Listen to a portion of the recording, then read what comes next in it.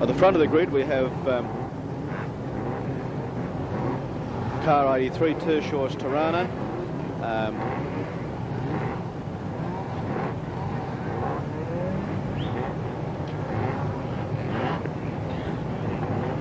And beside him is the Mazda car 83 of Conrad Verica.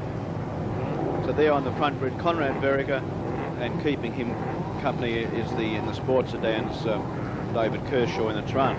Moving back on the second row is car 1. We've got Warwick Massey in the Mazda RX-7, and beside him car 78 is David Hogan with the Datsun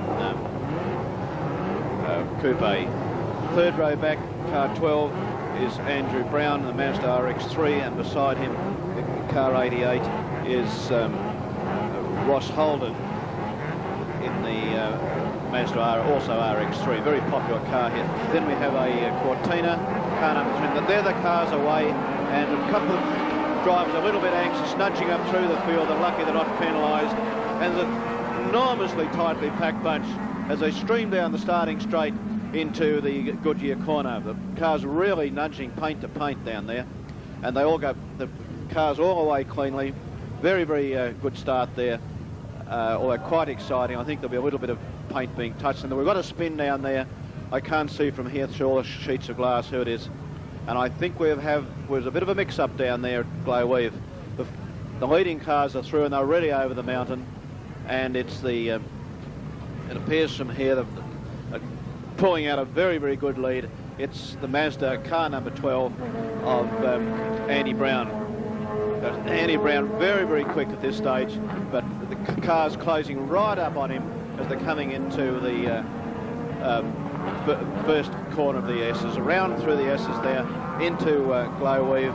Still Andy Brown holding them off, but there's a terrific battle going on. There's first, second, third, fourth, fifth and sixth places. 14 is in second place, and that's Gary Brown, also Mazda, but a terrific scrap for 3 and 4. Car number 1 is the Warwick Massey in the Mazda RX-7, and I missed the cars that went past there beside him.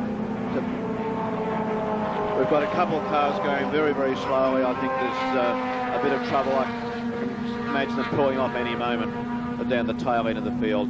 But that's not so for the front. We've still got titanic battle going on for the minor places, with Andy Brown still leading down the back straight.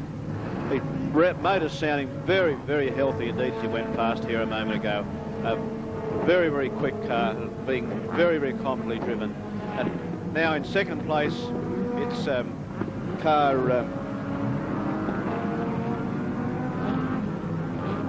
14, and that's still Gary Brown.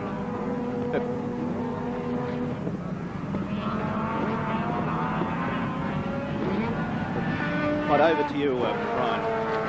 Right, now in this top 6 battle, the car here probably to watch now is car 7. Car 7, he started off from 14th position on the grid. He sorted himself out from what must have been an extremely good start. I confess to not having seen him that far back, but he's made it through to the top 6. He's also got a bit of clear road in front of him. Now, I don't know too much about this car 7, Wally, but certainly to come from 14th position starting off on the grid up to the top 5 in an event such as this must have taken a bit of doing. Meanwhile, we still have this enormous lead now. Again, this car that leads the event now did not start from the front row of the grid. Now, whether he was just kidding all of his friends and foes when he did his practice runs this morning, I know not. But certainly it is by far the quickest car out there. Now, he started from position 6, so it suggests that there's been a bit of tweaking going on between the end of official practice and getting out here for the serious stuff this morning.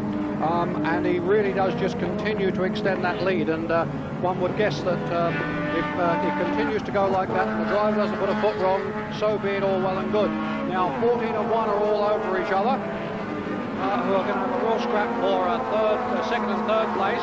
And then our car, Wally, number 7, who came up from position 14, has now slotted himself into 4th. So I've got to suggest to the people watching here that Phil Kirkham's 4.3 litre Centura is a car to be reckoned with in circumstances such as this.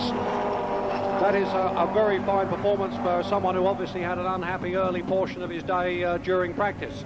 Our leader, who is now so far out of his own car 12 Brown's RX3, will leave for the moment because the scrap remains for position 2 and 3. That's being hotly contested, as is positions 4, 5, 6, 7 and possibly 8. So we really have a likely winner here, but what I wouldn't like to think we've yet decided second and third, and nor have we decided anything from fourth back to about 7. Now, car 12, that's Brown's RX. Now, we know that's going well. We have no problem with that at all. Now, the scrap here is between 14 and 1. One has got to guess that on the last lap, this could well be the bravest man into and out of glow weave the last time round.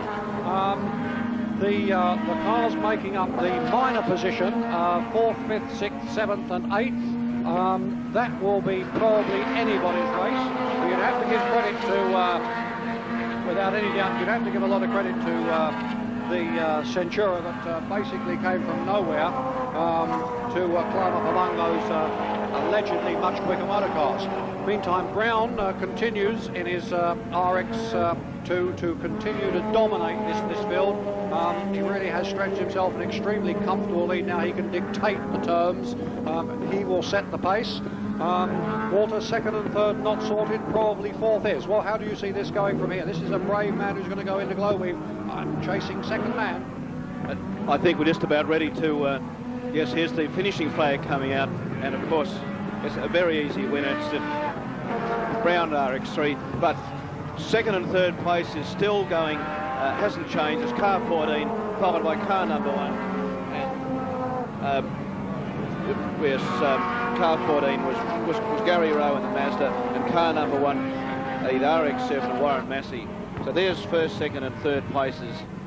And we had one retirement that pulled in past us. It was John Mott in the Nissan in car 45, but I can see one car dead inside the track. It's a Holden Torana, but I haven't been able to pick up the number. It's a long way from the broadcast box.